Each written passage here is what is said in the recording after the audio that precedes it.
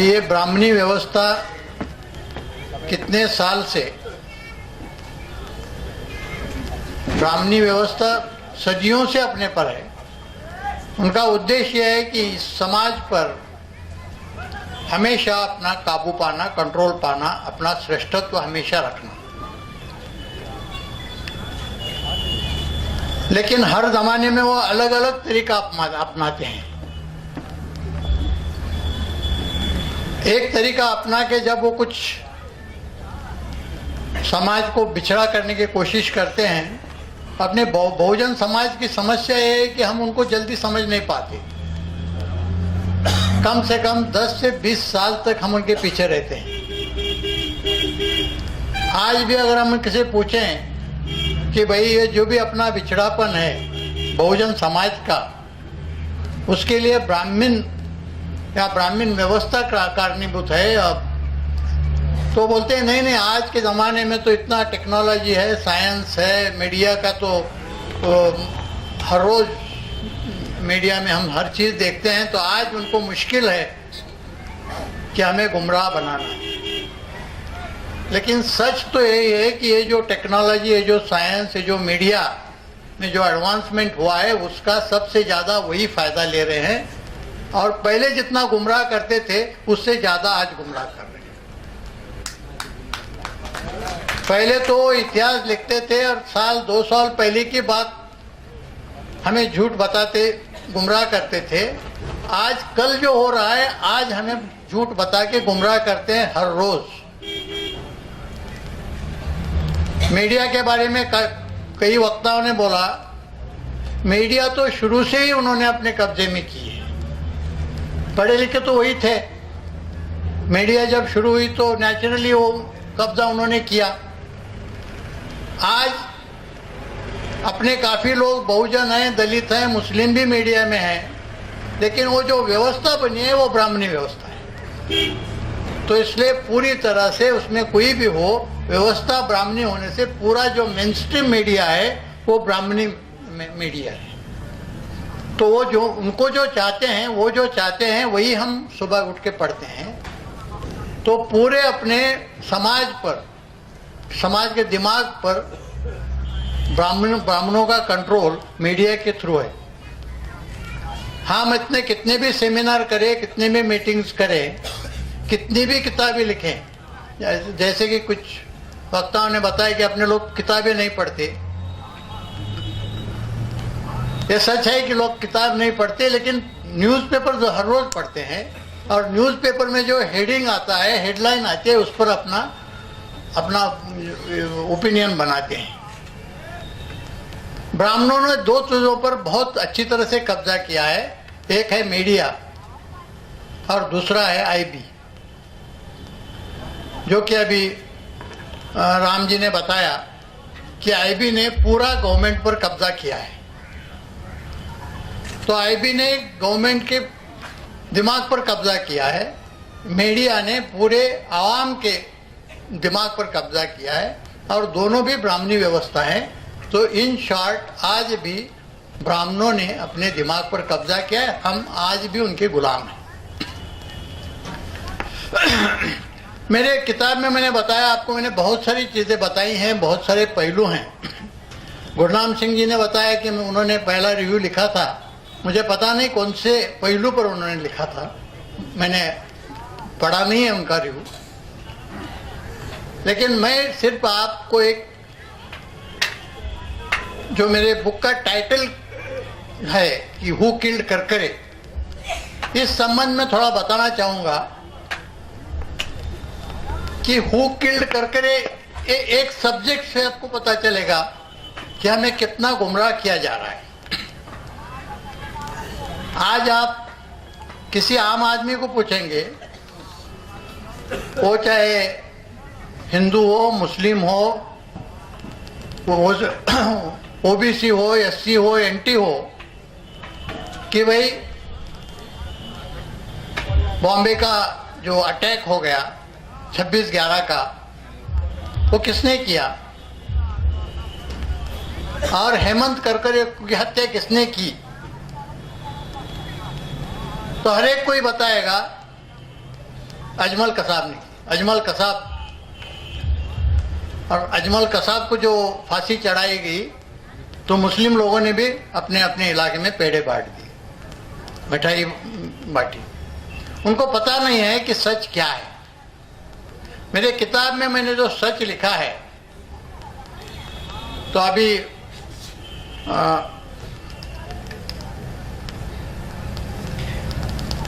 सुबचन राम सिंह जी जो बताया कि वो किताब हाईकोर्ट में दाखिल किया है, उस पर ये है, तो सच वही नहीं है। सच उसमें का थोड़ा सच ये है कि बॉम्बे अटैक की केस में का फिर री इन्वेस्टिगेशन किया जाए, इस पर एक PIL दाखिल की है। यहाँ पटना के ही एक बहुत बुजुर्ग हैं, वो 3 बार यहाँ के MLA रह चुके हैं। आज मुझे रिसीव करने भी आए थे। 80 साल उम्र है उनकी। उनका नाम है राधाकांत यादव। राधाकांत यादव जी ने मेरे बुक के आधार पर एक याचिका हाईकोर्ट में दाखिल की है और कहा है कि ये बुक में लिखा है ये सच है, फिर पुलिस ने जो इन्वेस्टिगेशन किया है वो झूठ है। तो इसलिए इस पुस्तक के आधार पर, इस बुक के आधार पर इस पूरे केस का री इन्वेस्टिगेशन किया जाए। तो उनकी 50 पेज की वो पिटीशन है। तो हाईकोर्ट ने government of India, Maharashtra government और बॉम्बे पुलिस को नोटिस देके उसको जवाब मांगा है। 3 साल हो गए। 17 अगस्त 2010 को उनको नोटिस इशू की। आज तक ना ये दोनों ने जवाब नहीं दिया और कोर्ट को भी हिम्मत नहीं हुई कि उस पर कुछ ऑर्डर करे री इन्वेस्टिगेशन की। मेरे बुक में मैं सिर्फ वो एक पार्ट लेता हूं, बॉम्बे अटैक का और करकरे की हत्या का। मैंने बताया कि करकरे की हत्या किसने की और क्यों की। करकरे की हत्या ब्राह्मण्यवादियों ने और IB ने मिलके की। और ये क्यों की? तो ये ब्राह्मणवादियों की एक बहुत बड़ी साजिश चली थी 5-6 साल से, और वो साजिश का पर्दाफाश हेमंत करकरे ने किया था और वो बाज नहीं आ रहा था। जो भी उसे सबूत मिले थे, वो सबूत के आधार पर वो अपने लोगों को बुलाता था और उनकी पूछताछ करता था।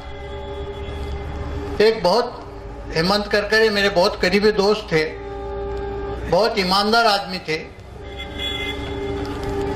जब वो मालेगांव 2008 का इन्वेस्टिगेशन कर रहे थे, जांच कर रहे थे, तो उस दरमियान उन्होंने 3 लैपटॉप बरामद किए।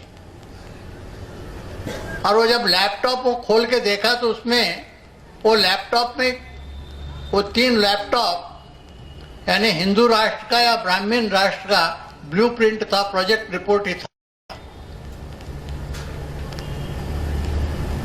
अभी कुछ वक्तागण बता रहे थे कि ब्राह्मण लोगों को अपना यहाँ वर्चस्व हमेशा रखना है और उसकी कोशिश करते हैं, और जो RSS और BJP जो बनी है वो उसी उद्देश्य से बनी है।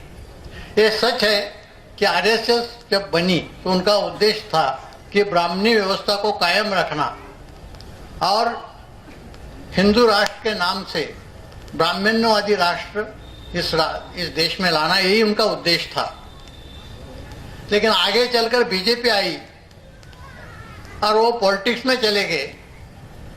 फिर जो कट्टर ब्राह्मण्यवादी थे वो सोचने लगे कि अब ये लोग एम्बिशियस बन गए हैं, जो अपना मुख्य उद्देश्य है ब्राह्मण्यवादी राष्ट्र का निर्माण करना, अब ये इनके बस की बात नहीं है। तो इसलिए उन्होंने अभिनव भारत नाम की एक संस्था, एक संगठन एक शुरू किया। और ये संगठन क्या करता था? ये संगठन इस देश के प्रमुख शहरों में जाके वहां के जो कट्टर ब्राह्मण्यवादी थे उनकी मीटिंग्स लेते थे, और वो मीटिंग्स में उनका डिस्कशन होता था कि हमें अगर अपने ओरिजिनल एजेंडा के मुताबिक अगर ब्राह्मण राष्ट्र या हिंदू राष्ट्र यहाँ स्थापित करना है तो हमें क्या करना पड़ेगा। तो इसलिए उन्होंने इस्राइल से डिस्कशन शुरू किया था, इसलिए उन्होंने नेपाल से भी उनकी बातचीत चली थी, और नागा में जो बंडखोर थे उनसे भी उनकी बातचीत चली थी, और उनके में ये तय हुआ।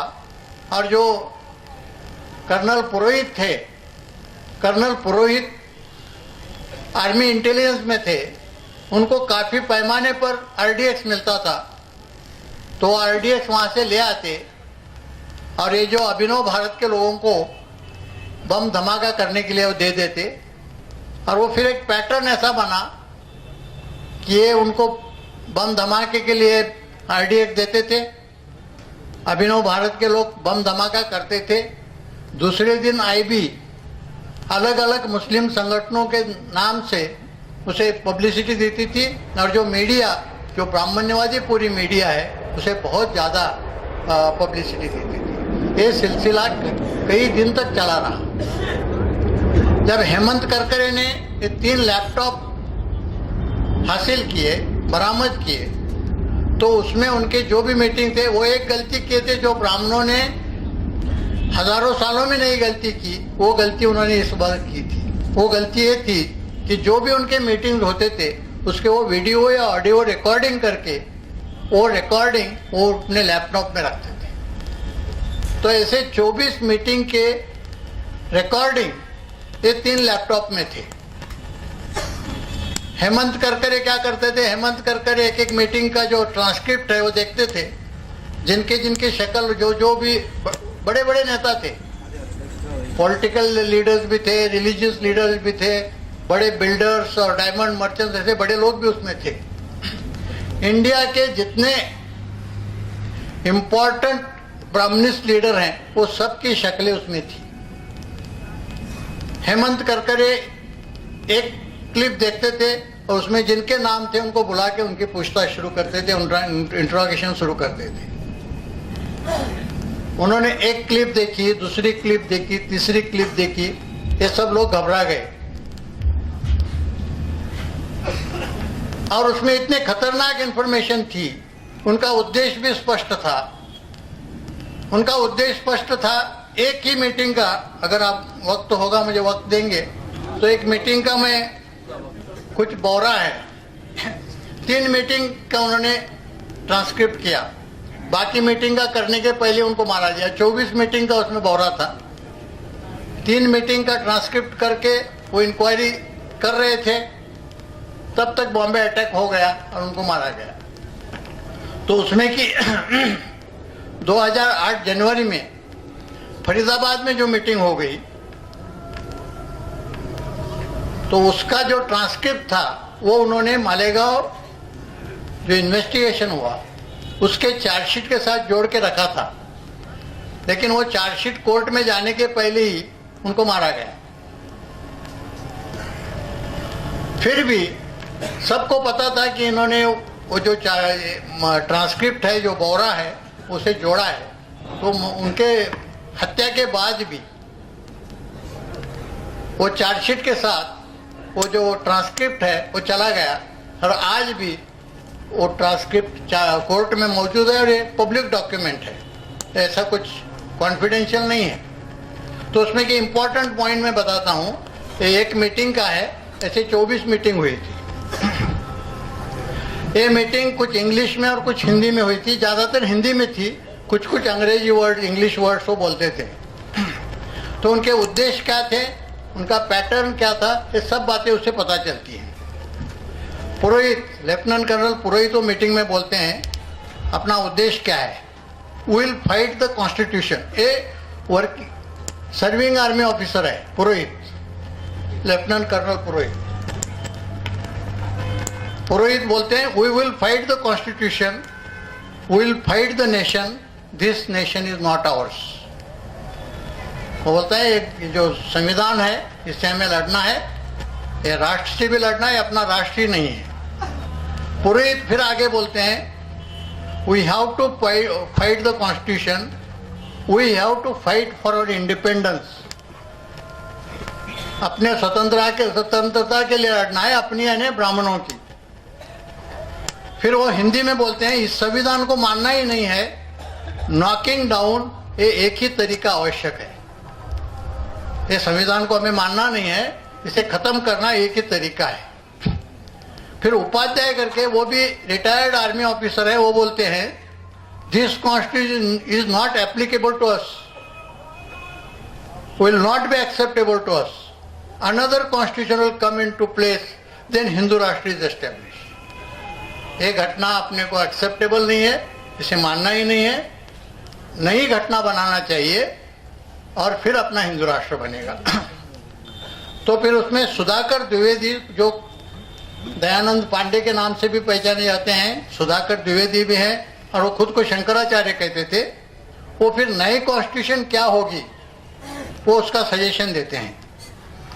वो बताते हैं राज्य व्यवस्था का हमारे यहाँ कुछ पौराणिक शास्त्र है, हमारी जो स्मृतियां हैं, जो बाबा साहब ने स्मृति एक जलाई, कौन सी, मनुस्मृति, तो ये सब स्मृतियां जो हैं वही हमारी संविधान है इस समाज की। इस समय 14 स्मृतियां हैं हमारे इस देश में, उन सारे को इकट्ठा कीजिए।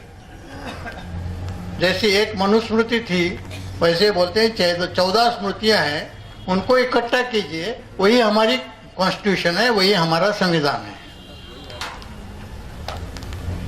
फिर पुरोहित बोलते हैं इस देश में हमें वेदों के मुताबिक जो बताया गया है सनातन हिंदू धर्म, वैदिक धर्म, वो चाहिए। तो अपने को क्या चाहिए ये भी वो स्पष्ट करते हैं। फिर इसके लिए जो उन्होंने ये कर रहे, नेपाल के साथ क्या डिस्कशन हुआ, इसराइल के साथ क्या डिस्कशन हुआ, उसका भी काफी ब्यौरा है। उसमें के कुछ अंक मैं आपको पढ़ के दिखाऊंगा। किंग ज्ञानेंद्र के साथ हमारी मीटिंग तय थी 24 जून को और 2007 को, पिछले साल। और ये हमारी मीटिंग तय हुई थी 13 फरवरी को टेलीफोनिकली। और एक प्रज्वाल करके हैं, प्रज्वाल, उनको इंटेलिजेंस में अभी ब्रिगेडियर बनाया गया है, वो हमने इसके लिए बहुत कष्ट करके मीटिंग, उन्होंने बहुत कष्ट करके मीटिंग की थी।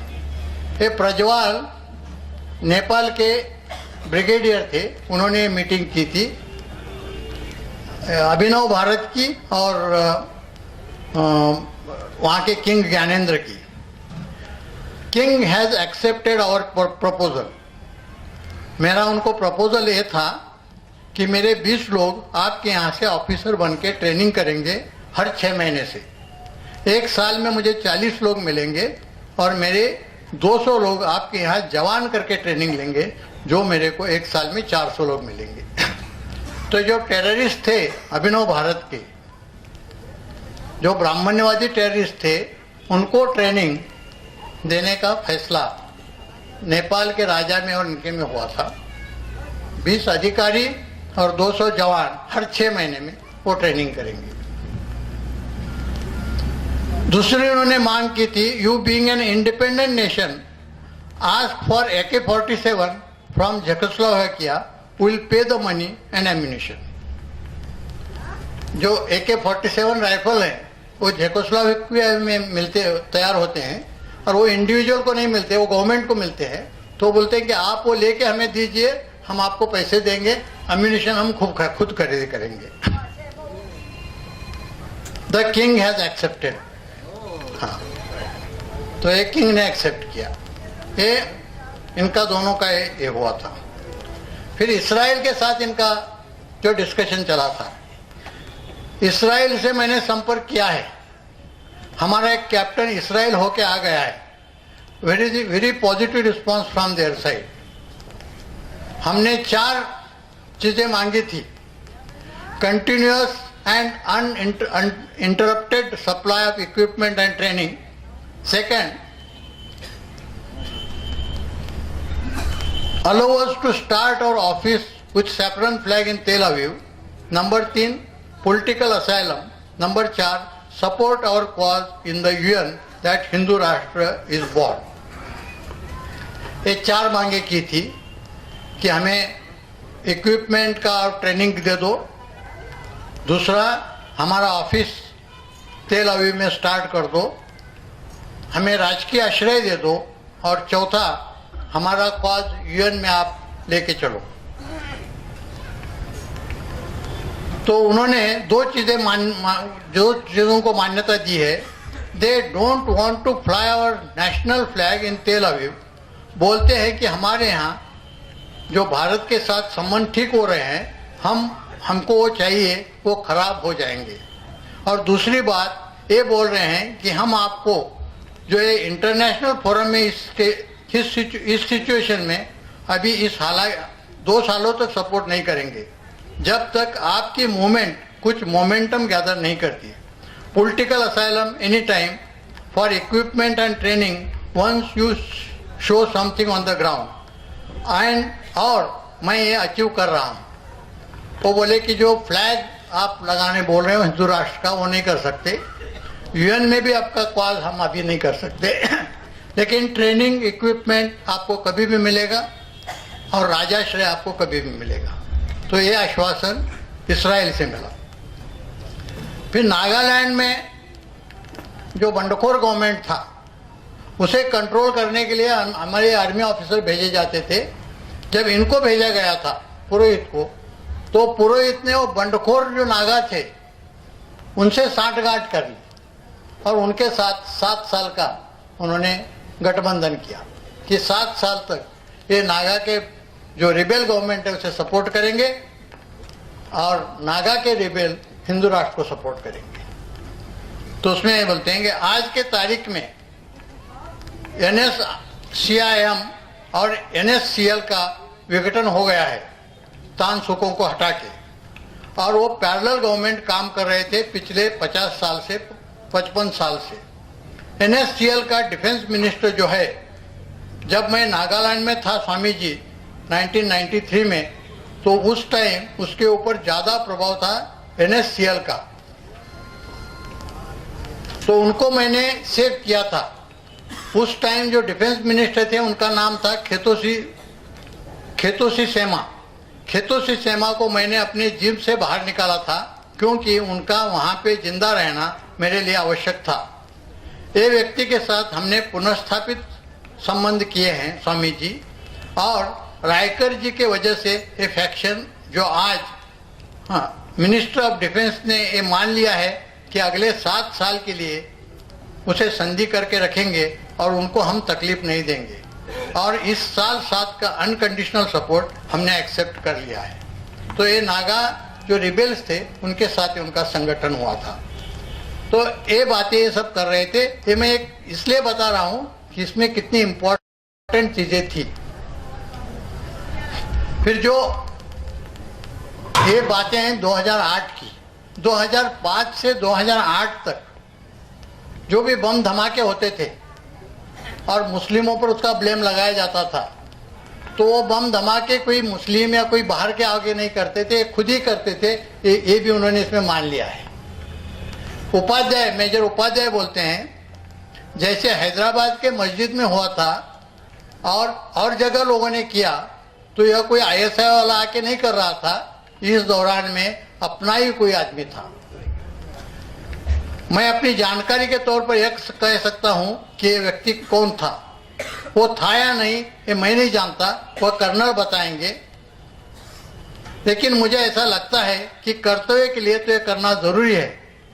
एग्जाम्पल देना तो ठीक सही नहीं है, लेकिन खालिस्तान मूवमेंट नरम पड़ने का एक कारण यह भी है कि इंदिरा गांधी के मरने के बाद लोगों का या हिंदुओं का गुस्सा था वो इतना फूटा कि लोगों ने सिखों को पकड़ पकड़ के पीटा।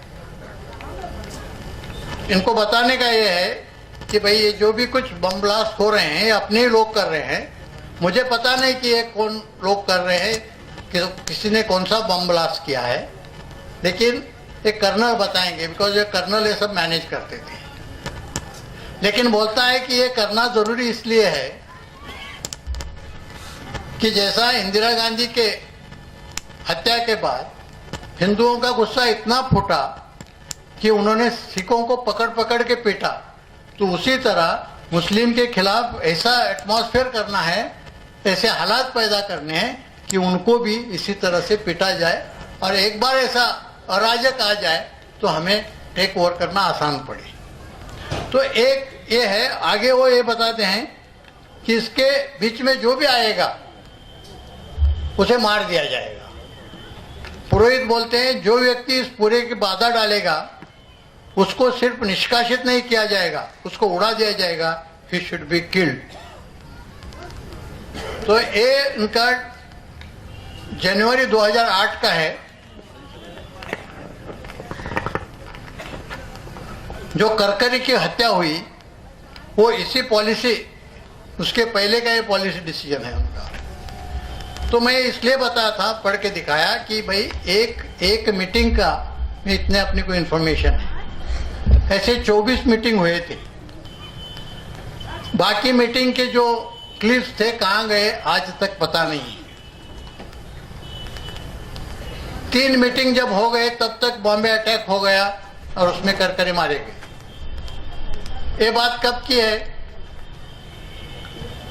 ये नवंबर पहले 2 वीक्स यानी अक्टूबर एंड और नवंबर की पहले 2 वीक्स 2008 के, इसमें सब इन्वेस्टिगेशन चला था। लेकिन जब करकरे नहीं मान रहे थे, जब करकरे को हर तरह का प्रेशर लाया फिर भी वो नहीं मानते थे, तो फिर आईबी ने और अभिनव भारत की जो कुछ कट्टर ब्राह्मण्यवादी लोग हैं उन्होंने फैसला किया कि अभी इसमें एक ही रास्ता है कि करकरे को उड़ा दिया जाए। जब ये सोच रहे थे तभी 18 नवंबर को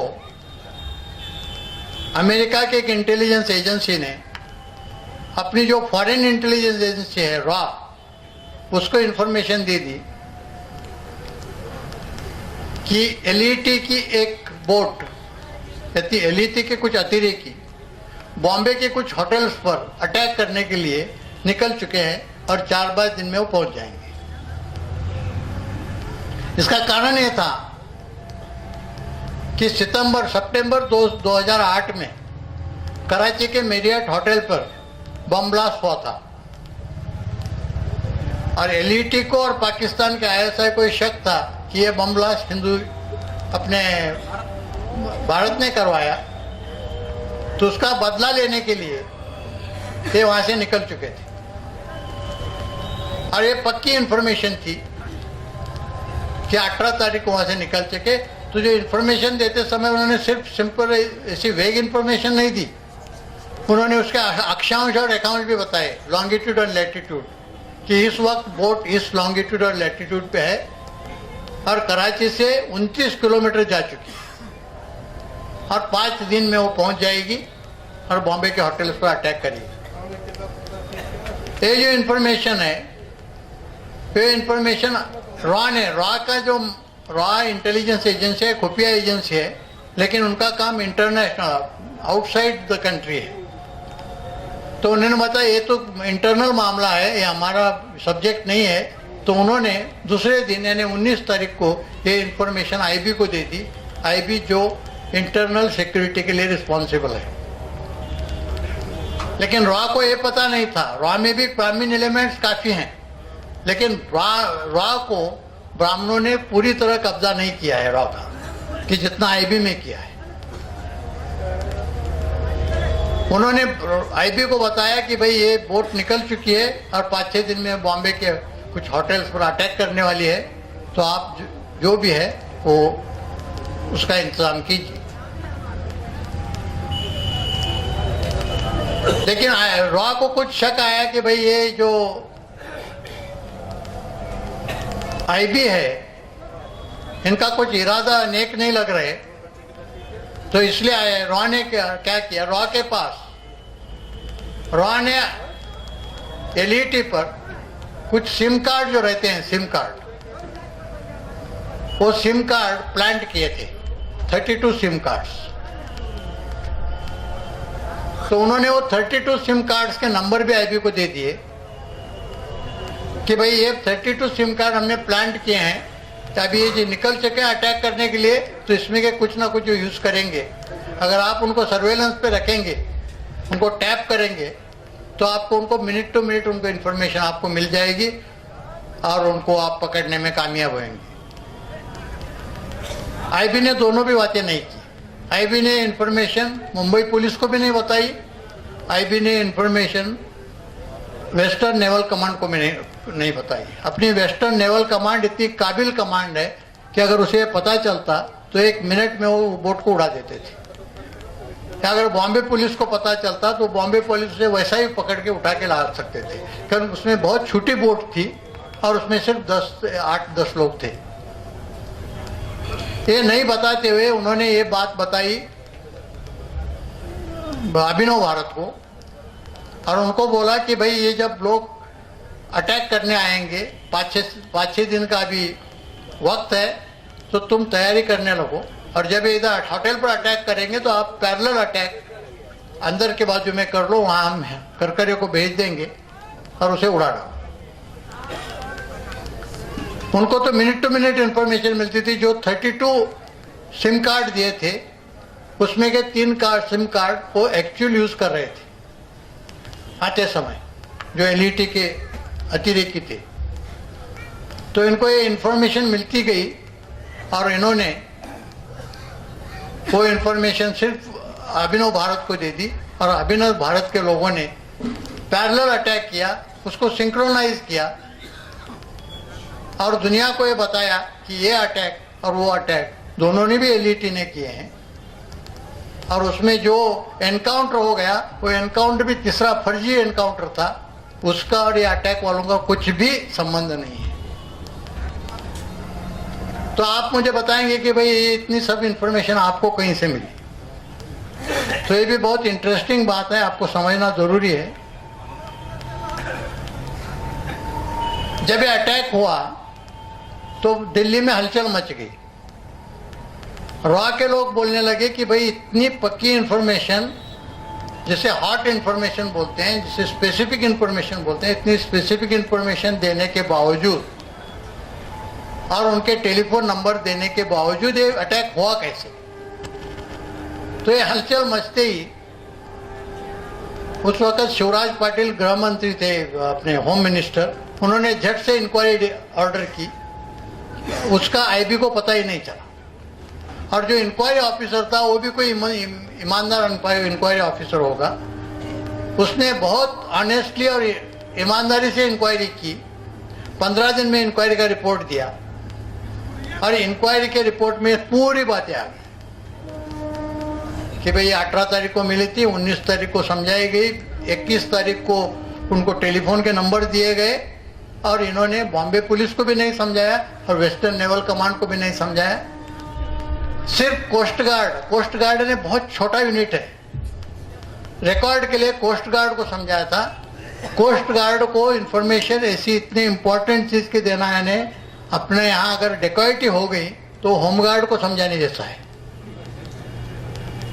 फिर भी वहाँ एक नीलकंठ, क्या तो भी मैं नाम भूल गया, महाराष्ट्रीयन ही नाम है, वहाँ जो ऑफिसर था वो इतना ईमानदार था कि उसने रात दिन वहाँ देखा कि वो बोट नहीं आई।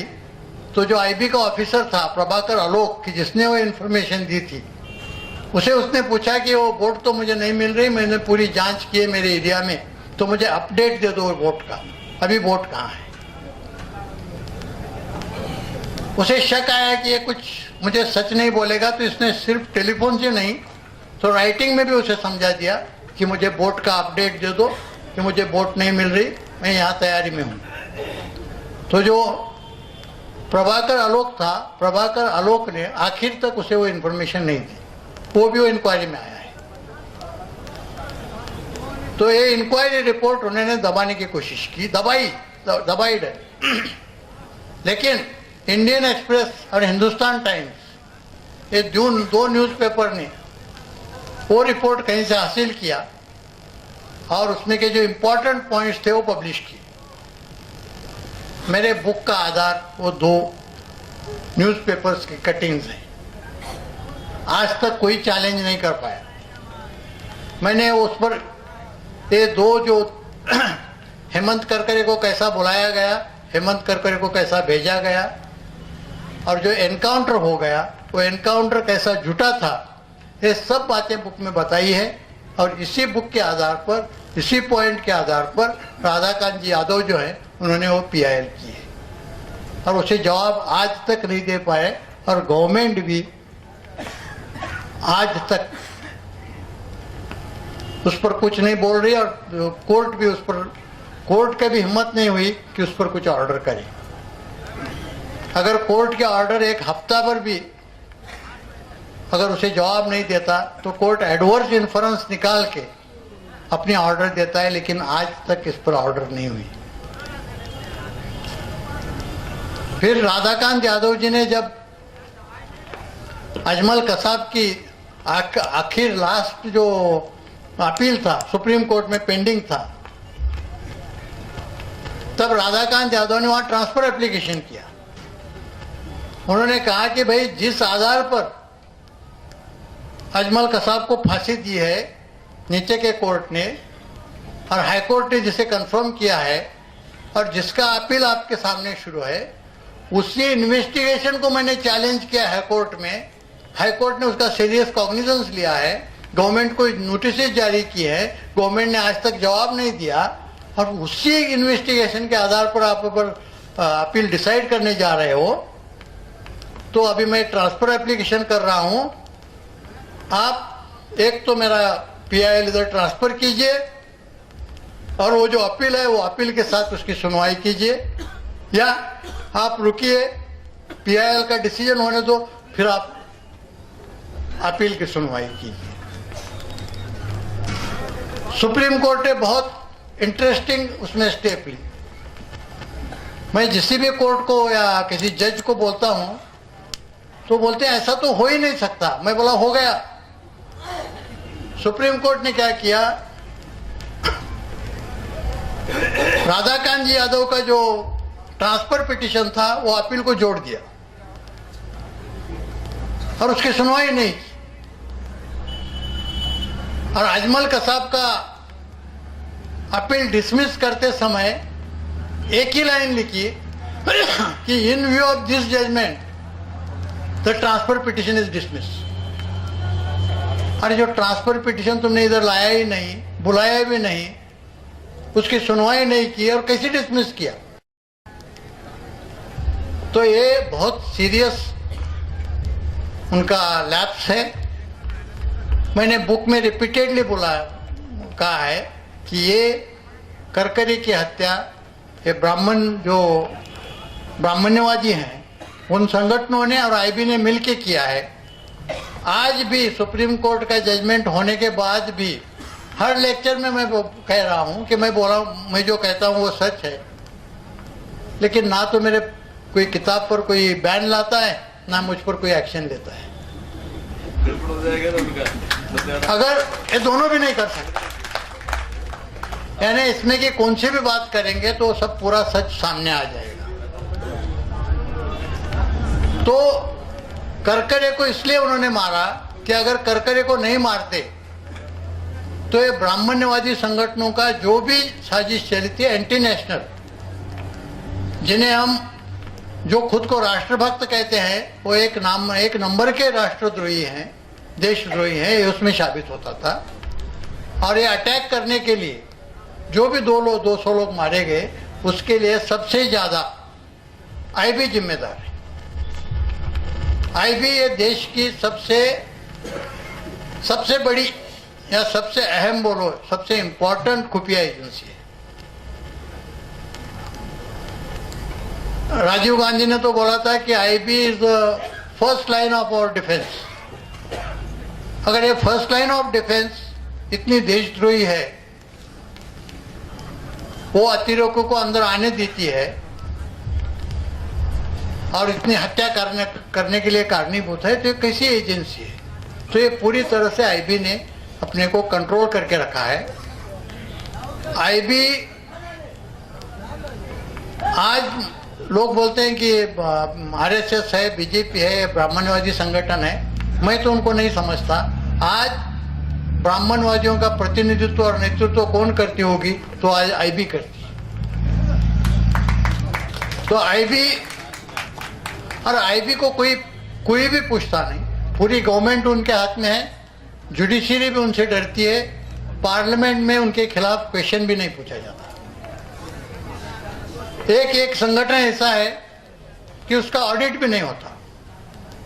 राष्ट्रपति भवन का ऑडिट होता है, प्राइम मिनिस्टर के ऑफिस का ऑडिट होता है, हर डिपार्टमेंट का ऑडिट होता है, लेकिन आईबी का ऑडिट नहीं होता। और उनके पास इतना पैसा है, अकाउंटेड मनी, कि आप कभी इनकम टैक्स के लोग अपने साथ हैं, उनको पता होगा कि एक मेरे रैंक का ऑफिसर है, जॉइंट डायरेक्टर आईबी करके, आईजी रैंक का ऑफिसर होता है, उसका जो अनअकाउंटेड जो फंड्स हैं वो 800 करोड़ के हैं एक साल में, कि उसे उसका कुछ भी अकाउंट नहीं देना पड़ता, सिर्फ एक सर्टिफिकेट देना पड़ता है कि spent for such and such purpose, बस। तो ये एकमेव संगठन है कि जिसका ऑडिट नहीं होता। ये एकमेव संगठन है कि जो पार्लियामेंट्री जो कमिटीज है वो किसी भी पार्लियामेंट कमेटी के अंडर नहीं आता। ये एक ही संगठन है कि जिसके खिलाफ लोकसभा में या राज्यसभा में कोई क्वेश्चन भी नहीं पूछा जा सकता।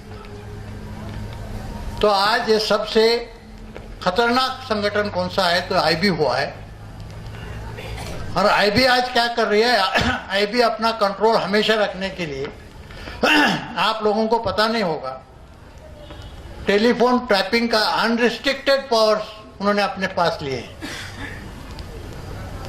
2011 में उन्होंने पहला प्रपोजल डायरेक्टर ऑफ टेलीकम्युनिकेशन को भेजा कि जितने भी सर्विस प्रोवाइडर कंपनीज हैं टेलीकम्युनिकेशन के, वो सबको लिखा जाए कि हमें जो भी चाहिए, जो भी टेलीफोन हमें इंटरसेप्ट करना है या जो भी ईमेल इंटरसेप्ट करना है या स्काइप इंटरसेप्ट करना है, तो वो इमीडिएट हमें अवेलेबल किया उन्होंने करना चाहिए। डायरेक्टर ऑफ टेलीकम्युनिकेशन ने उनको लिखा कि उनको लिखने की जरूरत नहीं है, हम खुद ही वो सॉफ्टवेयर तैयार कर सकते हैं। 2012 में उन्होंने वो सॉफ्टवेयर तैयार किया और अप्रैल 2013 से 70 करोड़ टेलीफोन और 12 करोड़ इंटरनेट के कनेक्शंस, इसमें का जो भी चाहे वो अपने आईबी के लोग अपने एक ऑफिस में बैठ के किसके भी परमिशन के बिना वो टैप कर सकते हैं और उनका रिकॉर्ड ले सकते हैं। ये अप्रैल 2013 से काम शुरू हुआ है।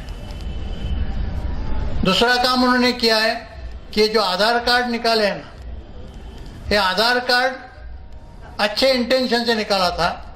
अभी उन्होंने सिटीजनशिप कार्ड करके नया कार्ड शुरू किया है, और वो सिटीजनशिप कार्ड उन्होंने इसलिए अपने ताबे में लिया है कि यहाँ से आगे जो भी आपके अकाउंट्स मैटर होंगे, वो सब अकाउंट्स मैटर पे आपको आधार कार्ड का नंबर देना पड़ेगा। तो अभी उन्होंने आधार कार्ड को बाजू रखने शुरू किया है, अभी सिटीजन कार्ड यहाँ से आगे आएगा, और जो भी तुम्हारे ट्रांजैक्शन होंगे उसमें सिटीजन कार्ड का रेफरेंस आएगा, तो भी आपके फाइनेंशियल जो भी डीलिंग्स हैं वो भी आईबी को पता चलेंगे।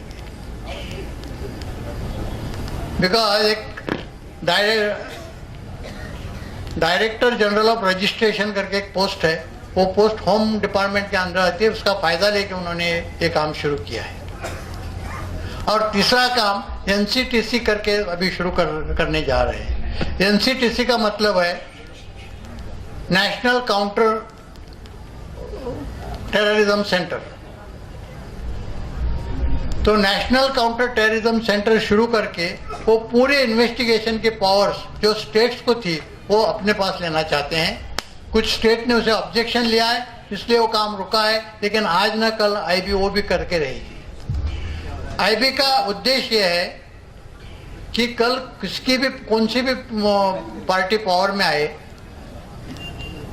फिर वो कांग्रेस आए, बीजेपी आए, आप आए, कोई भी आए, उनका बाप भी आए, तो भी ये उनके सबके बाप रहेंगे। क्या टेलीफोन के पावर उनके पास हैं, या अभी सिटीजनशिप कार्ड आया तो फाइनेंशियल डीलिंग पर भी उनका कंट्रोल रहेगा, और एनसीटीसी आने के बाद इन्वेस्टिगेशन पर भी उनका कंट्रोल रहेगा। तो इसी तरह से ये आईबी ने, और पूरी तरह से आईबी अभी किसी ने बताया कि आरएसएस ने अपना आईबी का कब्जा किया है, ऐसा नहीं है।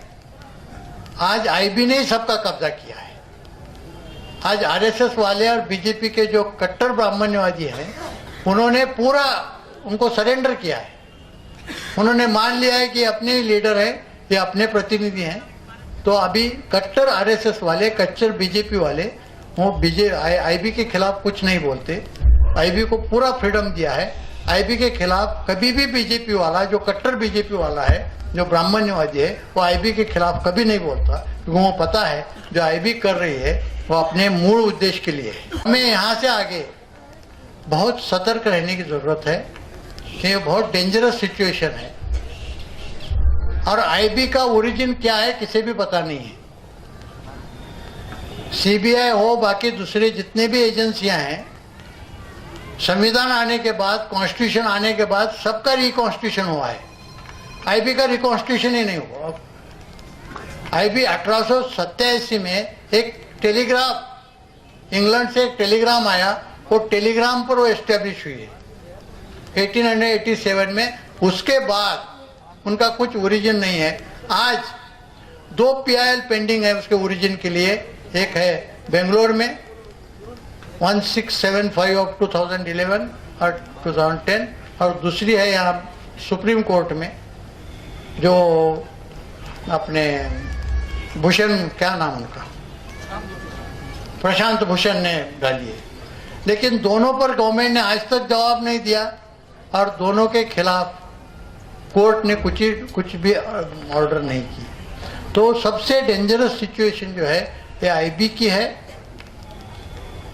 और ब्राह्मण लोग, हम जो बोलते हैं ना, ब्राह्मण अपना ब्राह्मणत्व तो भूले नहीं है, वो हमेशा ध्यान रख के चलते हैं। और वो कितना भी एडवांसमेंट हो, टेक्नोलॉजिकल एडवांसमेंट हो, साइंटिफिक हो, कुछ भी हो, वो अपना श्रेष्ठत्व रखने की हमेशा कोशिश करते रहेंगे, करते हैं।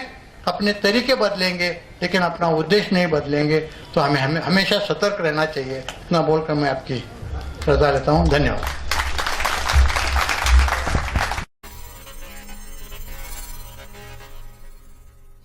மும்பையில் 12க்கும் மேற்பட்ட இடங்களில் The police still trying to establish the identity of the occupants. To persuade the terrorists to give down their arms. One other important piece of information. Well, Ankita, because of security considerations, we have been requested by